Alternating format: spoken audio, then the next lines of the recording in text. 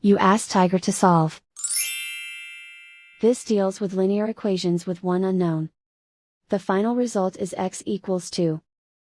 Let's solve it step by step. Simplify the expression. Expand the parentheses.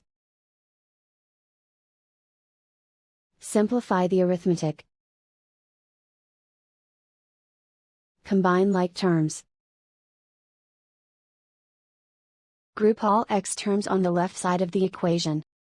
Subtract 12x from both sides. Group like terms. Simplify the arithmetic. Group like terms. Simplify the arithmetic. Group all constants on the right side of the equation. Add 30 to both sides. Simplify the arithmetic.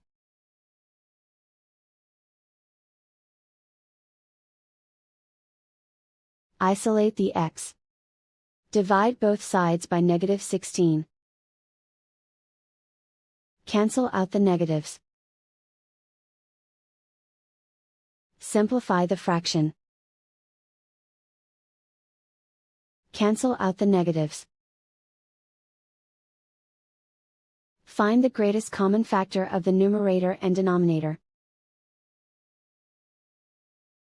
Factor out and cancel the greatest common factor. And so the final result is x equals 2.